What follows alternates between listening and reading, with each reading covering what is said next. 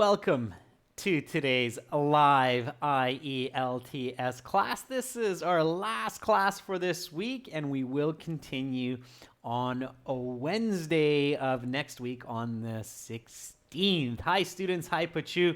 Hi, Amar. Good to see a member in class on time. John Dillon, game over. Good to see many of you in class. Today we are looking at Speaking Part 3 Mastery. What does it take to get those high band scores? And the lesson is brought to you by aehelp.com. That's englishhelp.com for academic IELTS. That website looks like this with the blue background. You can click that red button to join our premium account. Get over 100 hours of video lessons, fully interactive course, 6 original practice exams, integrated application for your phone. It's just fantastic. This is the general version with the green background. Click that red button to join us there. And the general version is gieltshelp.com. That's general, IELTShelp.com. Download our app, Academic IELTS Help. Multiple ways to join those websites. All right, students, if you have questions, comments, concerns about the exam, about our products, we are here to help. We help thousands and thousands of students worldwide every single day. You can send me an email, Adrian, ADRIAN, at aehelp.com. Hi, Zainab. Good to see you in this class as well. You're being very studious. And that is the path to improvement, Zainab. So good for you. All right. Do you want our books, our exam books in paperback or soft digital version? Check out Amazon. AE Helps Academic IELTS or GE Helps General IELTS. All right. Classes usually from Wednesday to Saturday, 13:30. Start of our first class, our members class, and 15 o'clock start of our all chat class. That's according to Central European time. Shakrani says, my exam was kind of harder than I expected. Yes, the IELTS is a challenging exam, Shakrani. You got to really get into it. All right, everyone. Here we go. Let's get into speaking. Hi, Eugene. I love the wave, a panda, and a cat, I think. Tiger. All right. Examiner questions. Let's just warm up, and then we'll go right into part 3. So, again, students, it's great that you're in the chat. You're speaking and chatting, and hopefully you're speaking. Speak, repeat. Repeat, repeat, repeat. Okay? When you hear me say a question, repeat it. When you hear me say an answer, repeat it. My accent is West Coast North American, Canadian. I'm from Victoria, British Columbia. And people speak like me if you're in that part of the world, in Vancouver, Anchorage, Alaska, Seattle, and Washington, Los Angeles, California. Slight differences depending on who you're speaking with, but very, very similar. Okay, it's a clear, crisp accent. Pavan, I did not emigrate. I'm just in Hungary temporarily. I'll be going back to Victoria in 2020. Okay. All right. So let's get into our questions. So first of all, the examiner will ask you to sit down. They'll say, please sit down, and then just say thank you. And then they will say, may I see your identification? That will be the first because they have to check your ID. That's procedure. Okay. So the exam procedure is they need to ask you for your identification, and you have to show them the same ID that you used to register for the test. So may I see your identification? And what will you say to that? Amar will say, certainly. Here you are. Please have a look. Vanessa will say, yes, of course, please have a look. Carolina Asanyo will say, yes, sure, here you are, please take a look. Pachu will say, yes, of course, here you are, please look at it. Not on it, Pachu.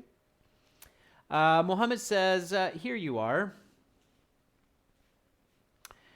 Vijaya says, sure, sir, here it is. Colwinder says, yes, absolutely, here it is. Take a look, please. Jatane, yes, please have a look. Okay, those are all really good ways, all right? Certainly. Here you are. Please have a look. All right. Repeat. Certainly. Here you are. Please have a look. Next question, because they will look, and they'll look at the passport, and they'll look at you, and they'll look at the passport, and they'll look at you. Don't freak out, okay? It's normal. That's what they're trained to do. They're trained to look at you really carefully and make sure that you are who you say you are. And then their question will be, what is your full name? What is your full name? Okay. Mekwish, cool. You're watching all of our HD videos, and now you see me in a live class. Fantastic. I'm happy. Okay. Fernando, when you say your name, you can say it with the accent of your own language. So if it's Fernando, then you can say, my name is Fernando. Please call me Fernando. Okay? And that's fair. That's your name. Okay? It's okay. You don't have to say, please call me Fernando. All right? You don't have to mimic the accent unless you have an anglicized name. If you're Asian, many Asian students have anglicized names, then you should pronounce your anglicized name carefully. So if your name is Tin Nguyen, but your anglicized name is Daniel, then you need to say Daniel clearly. Okay? All right. So Ifran says, my name's Ifran Malek. And again, students, always tell the examiner what you want them to call you because that's tricky often for the examiners. So just let them know what they should call you. So Ifran, if your name is Ifran Malek, then say, my name's Ifran Malek. Please call me Ifran. Okay, so, and I do apologize if I'm not pronouncing everybody's name accurately. It's very challenging for me to pronounce all of your names from so many different parts of the world. Zohaib Babar says, my name is Zohaib. My family name is Rajput. You can call me Zohaib. Very good, Zohaib. Pawandeep Kaur says, my name is Pawandeep Kaur. You may call me by my first name, Pawan. Very good. Okay. Zainab says, my full name is Zainab Naif. Please call me by my given name, Zainab. Okay, sure.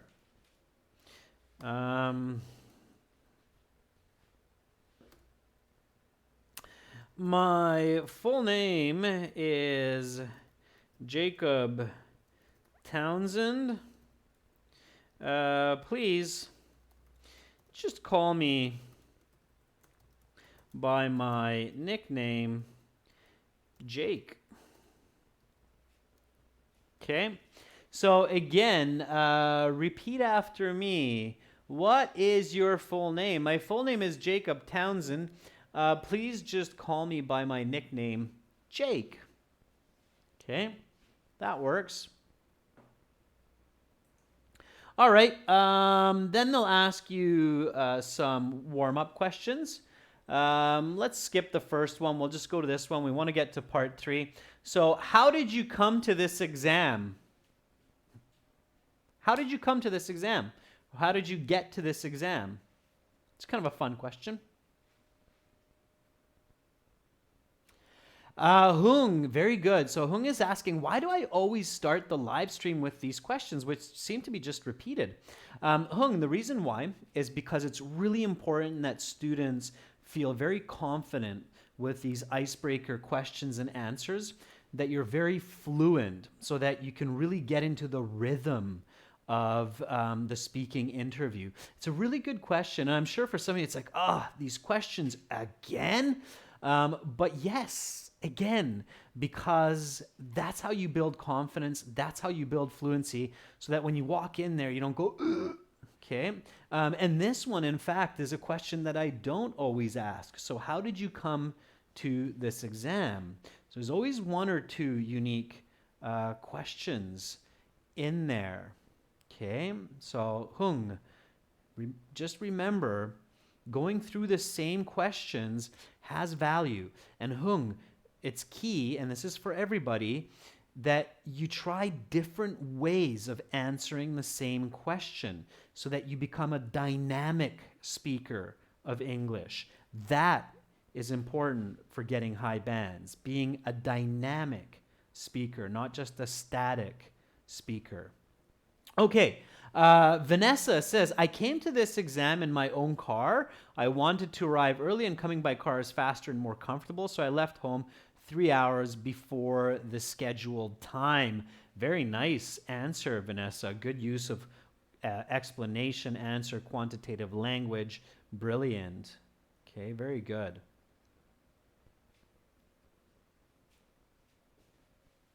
Kleber's asking, I'll take my exam in Japan and I'm not Japanese. I don't speak Japanese. Is that an advantage for me? I'm not sure, Kleber. If your speaking examiner is a dude from the US or a woman from the UK, it's not going to matter much. Okay. All right. Shang Hung Tsai says, well, I took the MRT and it took me about 35 minutes.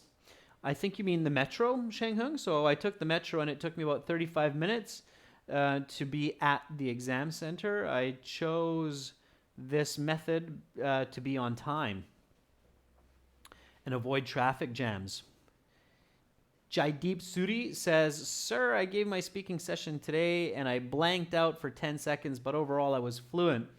That's okay. It's okay to blank out as long as you're fluent for the most part. Pachu says, I took a bus and it took 2 hours to come here because there was a lot of traffic. So there's a traffic jam, or there's lots of traffic jams these days. Okay. It's a little bit generalizing, Pachu. Careful. All right. So how did I come to this exam? First, I hopped on the, not hoped, hopped, double P. First, I hopped on the Metro line 4 and took it for 5 stops. Then I transferred to the number 62 bus and rode it for 20 minutes before arriving to the exam center about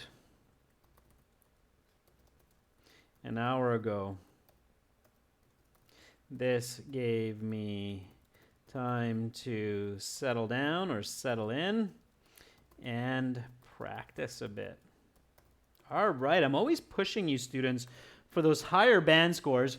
So here we go. Repeat after me. How did you come to this exam?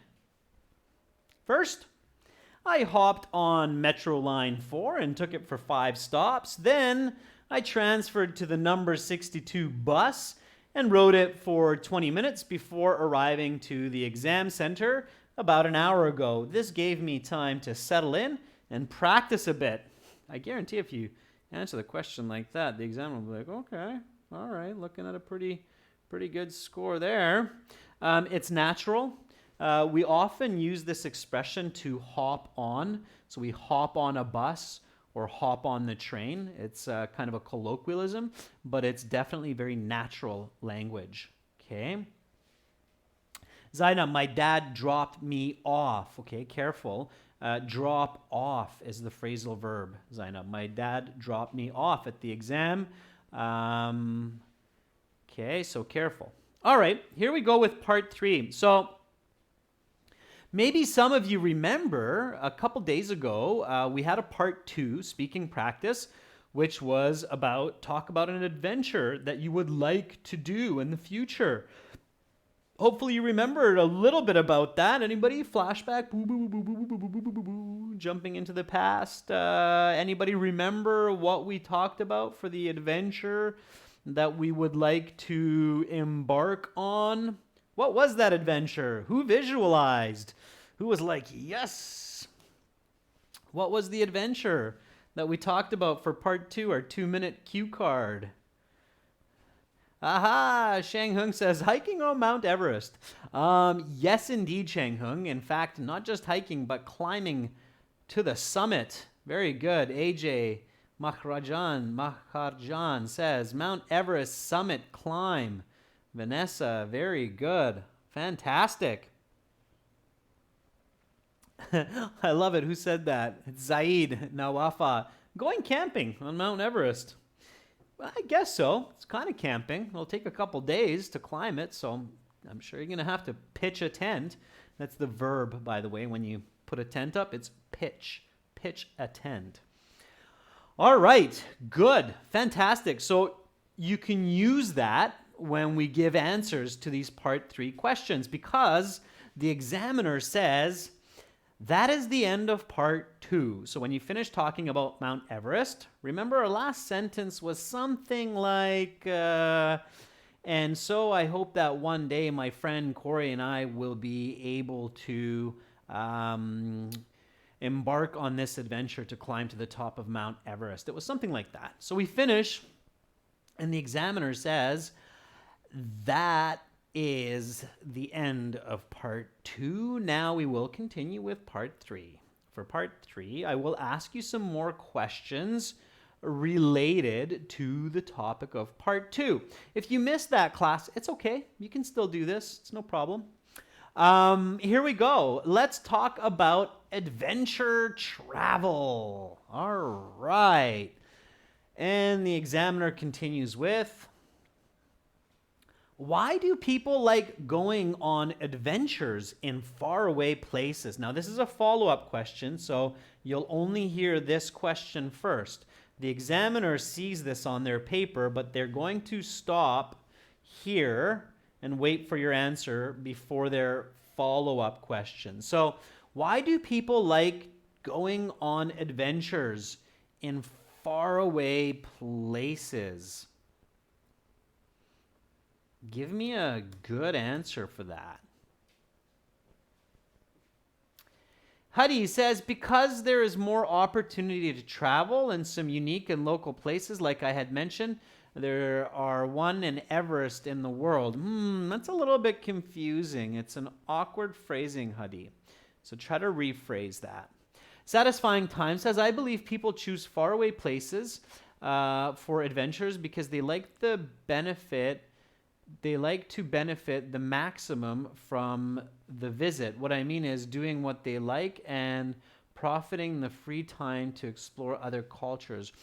I'm not sure what you're saying, Satisfying Times. Think about how you can restate that. It's unclear for me what profiting the free time means. Are you trying to say that people go to far away places because it gives them the most unique experience for the time that they have for a vacation, like 1 or 2 weeks from the office?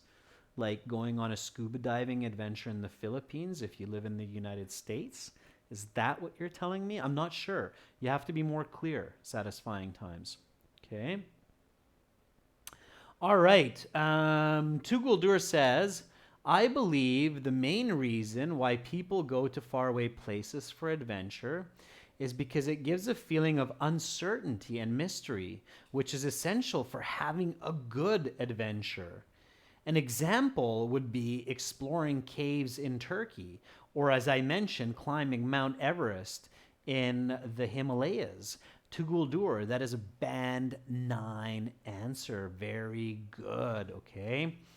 Vanessa says, so students, think about what 9 out of 10 people would say. So if you ask a person, why did you go there? Why did you go so far? What would most people say? What would they answer to that? Okay. So, let's see. Who else do we have here? Vanessa says, I guess the biggest motivation for people doing this is to get out of their comfort zone. Vanessa, a native English speaker would say comfort zone, in search of new horizons. Nice use of the word new horizons. Like my husband and I did 2 years ago, traveling 900 miles to an amazing beach in southern Thailand. Vanessa, that's very good. Okay.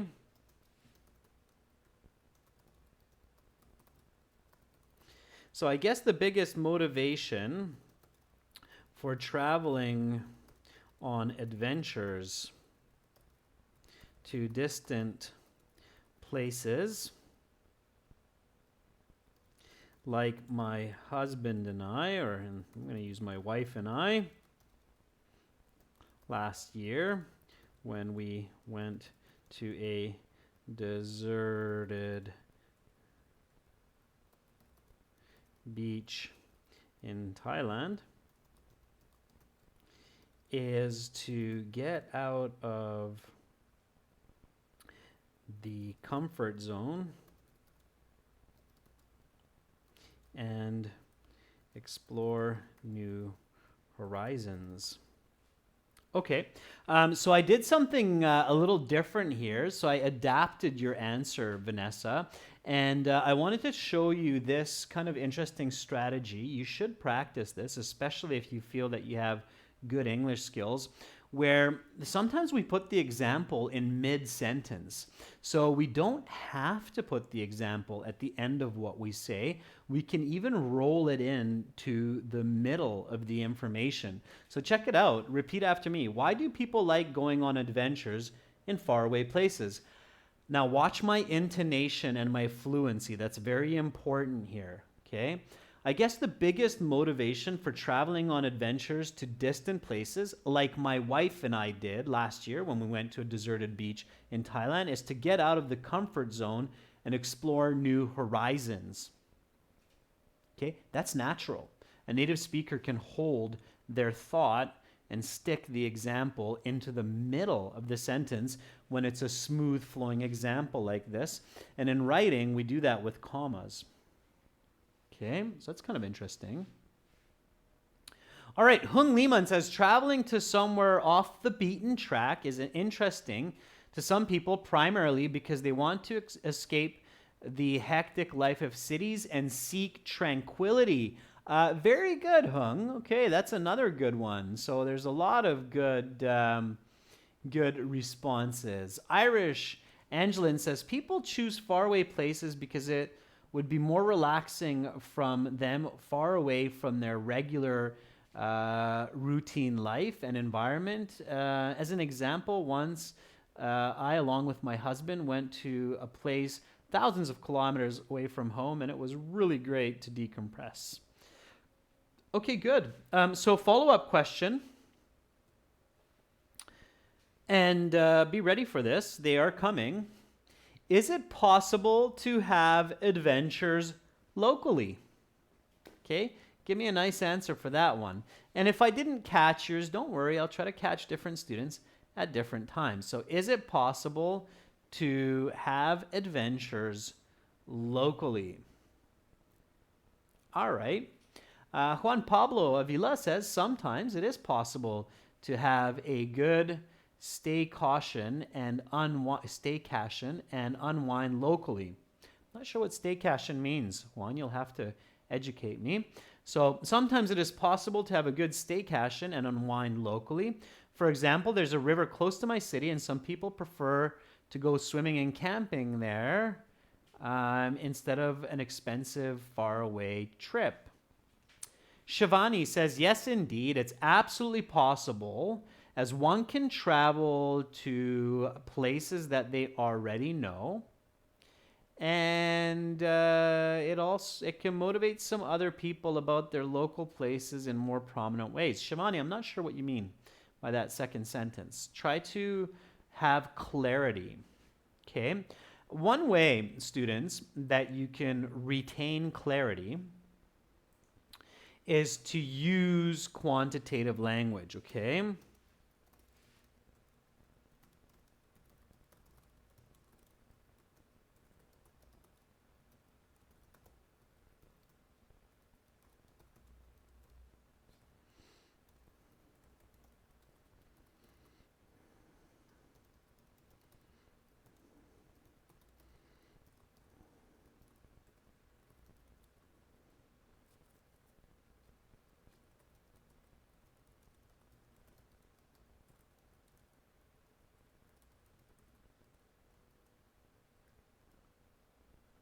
All right, so here's a tip for everyone.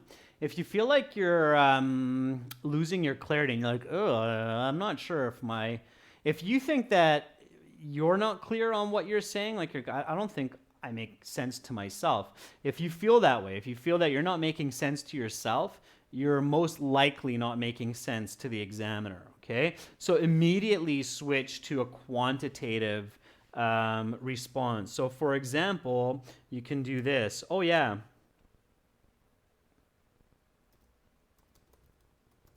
I definitely think that there are fun and exciting activities to do within 100-kilometer radius from home. Near my place, I can go surfing, rock climbing, and swimming.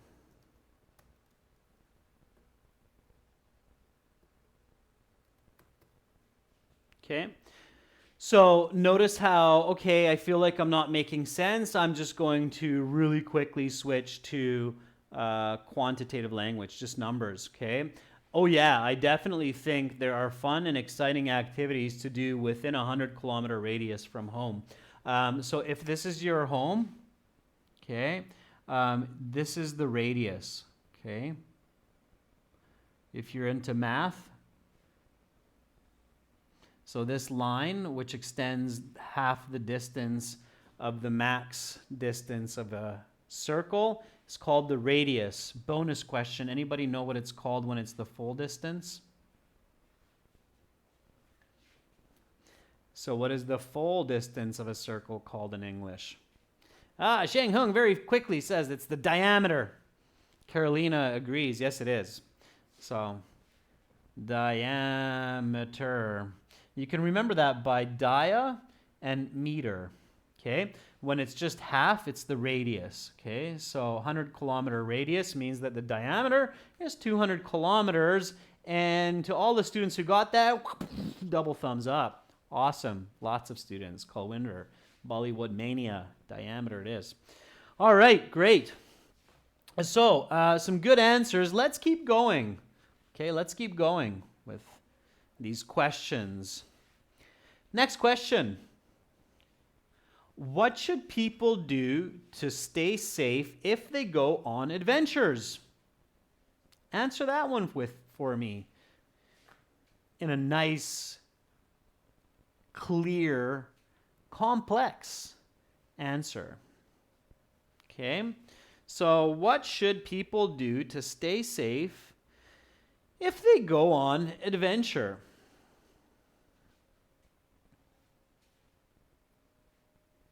Satisfying Time says, I firmly believe that hiring a guide is absolutely important to staying safe, as well as sleeping, eating well, wearing protective clothes.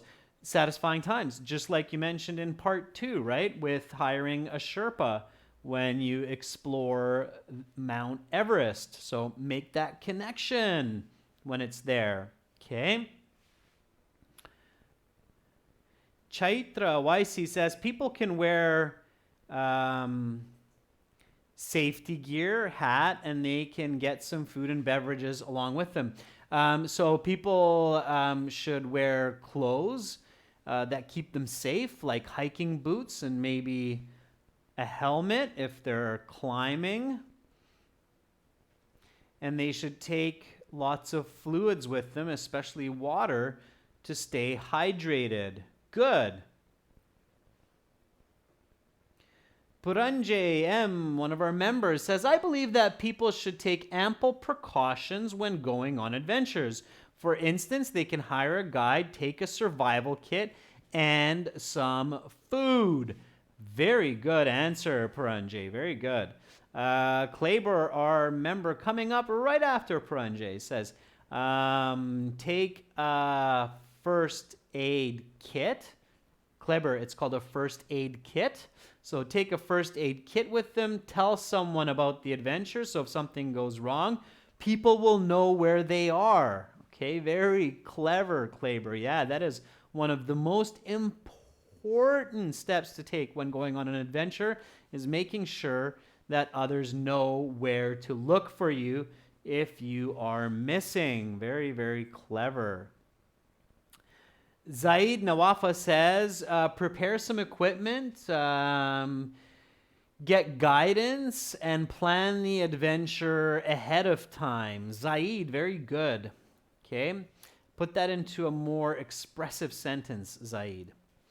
Amar says, most people should make sure that they are on time to the airport and they take their passports with them. Okay, Amar, that sounds like they're getting ready for a trip, and I'm not sure how that feeds into staying safe. So, Amar, make sure that you pay attention to key words like stay safe, the controlling ideas. Jitendra said people should hire a professional guide who knows the place well in order to stay safe. All right, again, students, remember, use the answer that you said in part 2. Many of you remember this. So one very important step in staying safe is to hire a professional guide who is familiar with the surroundings, as I would do if I were to climb Mount Everest. As I had said, I would hire a Sherpa. Okay. Also, people should take a first aid kit with them and notify their kin of their location. Okay, so that's great. Okay, and these are actually some really important points aside from preparing for the IELTS exam. It's good English as well. So a very, very important term here is first aid kit. Please remember this word or these words. They could be very useful in a difficult situation. First aid kit. Okay, first aid kit is that box. In Canada, it's law that you have to have one in the car. If a police officer stops you and you don't have one, they will give you a fine. A first aid kit is that kit that has certain types of bandages and other equipment which can be very important in helping people in difficult situations. Okay, so repeat after me. What should people do to stay safe if they go on adventures?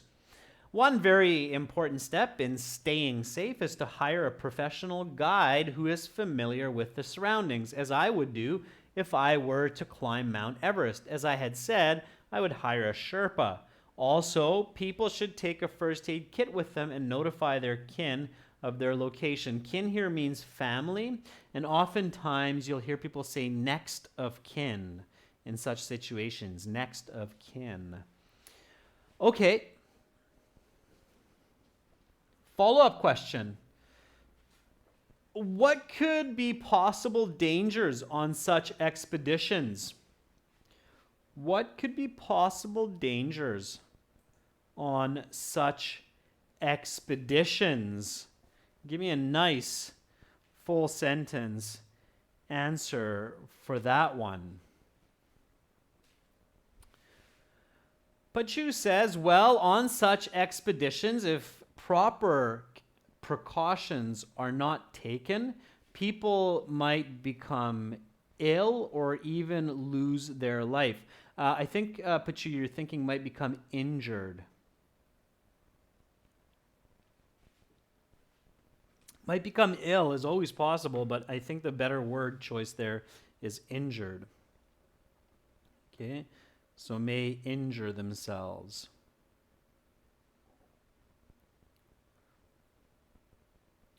All right. Just cut that out. Stick it in there. Here we go. Rosama Shibi says, if they are doing water sports, then there might be a chance of drowning if proper precautions are not taken. Sure, if the adventure is dealing with any kind of water sports or water adventure. Mehwish says, the possible dangers on such trips could be accidents, food shortage, and in some cases, people run out of cash. Last week I went for mountain trekking and I ran out of water. All right, Mehwish, I don't know, running out of cash if you're out in the woods or adventuring. I don't know what you're spending money on out there in the thick jungle, but maybe it's a different adventure you're thinking of. Kleber says, depending on the place of the expedition, wild animals could cause harm or people could get lost. These are some of the dangers. Okay, Kleber, you need more clarity in your answer. More clarity. Okay. Chaitanya, I'm doing great. Thanks for asking. Okay, Tuguldur says, like I said, depending on the environment, there are a plethora of risks, but the most common cases include dangers such as dehydration, panic, and shock created by extraneous circumstances. Tuguldur, the better term is extraneous circumstances. Extraneous circumstances. Huddy says, sudden attacks from dinosaurs. Huddy, if your adventure entails traveling back in time 60 million years, then yes, you may be in danger of attack from a Tyrannosaurus Rex. Unlikely, but possible. You'd have to explain that to the examiner. If you're being creative, I don't suggest it. Okay. All right. The most common threats that come to mind are injury, like frostbite from cold, as I had said in part 2, for a mountaineering adventure.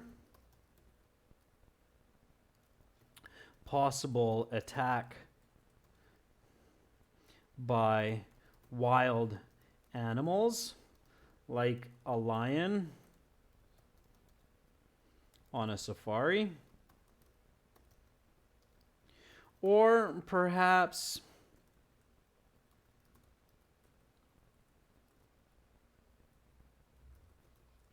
getting lost, running out of food and water, are other possible or other frequent consequences when people are ill prepared.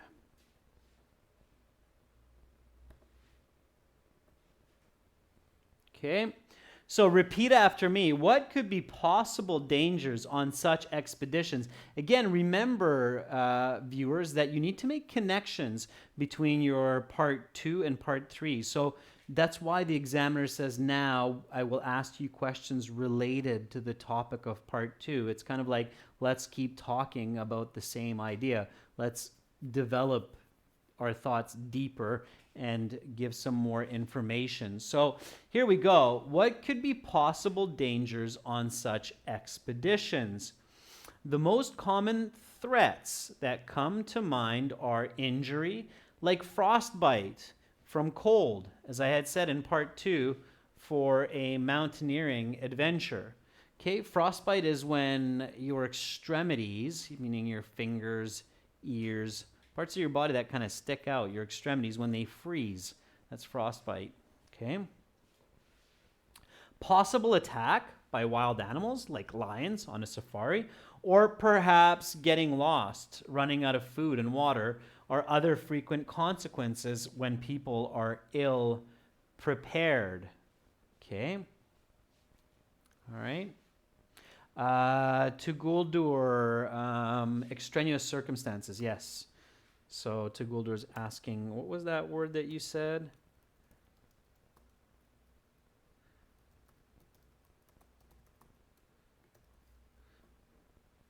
It's extraneous. Extraneous meaning unforeseen. So extraneous circumstances, okay? Unusual circumstances. Extraneous circumstances, all right? Again, students, I'm showing you kind of a new interesting trick here, which is natural. It shows a high command of the English language where you can build your example into mid-sentence explanations, as I had said in part 2 for a mountaineering adventure, like a lion on a safari. Okay, so you can build your examples into your answers and explanations. Okay. Game Over says, if I have to talk about Mount Everest, it's easy peasy for me. Game Over, nobody knows what you have to talk about. It's your choice, right? If it fits, then it's fine, but be careful not to sound like a memorized answer, not to sound like a template. Okay, here are some more questions. Let's talk about planning for the future. Why is it important for people to plan their international travels well ahead? What can happen if they plan last minute? What are some good tools that people can use to plan their schedules ahead of time? Can you give examples? Are there any negatives to planning activities ahead? I will leave these questions for you to think about, practice, and answer on your own or in partners. Record your answers on your phone. Send them as an MP3 file to my email, adrian@aehelp.com, and I will gladly give you a score estimate for your speaking performance. That's it for me for today, for this week. Students, members, viewers, you did an amazing job. Lots of interaction in the chat. That was beautiful. I could virtually hear your voices at home repeating the questions and the answers. That's fantastic. Keep up the good work. Again, remember, what makes us human is that we're programmed to learn languages. You all have beautiful brains. Don't let people or yourself discourage you from learning languages. Lots of people out there speak 3, 4 languages. Certainly, you can learn English, and it will fill your life with happiness, and it will make it more rich with experience. So keep going forward. English is more than just the IELTS exam. Good communication is more than just passing a test. Have a beautiful rest of your weekend. Much love to all of you. And do check us out at aehelp.com for our full premium package there, and giltshelp.com for the general. Bye for now.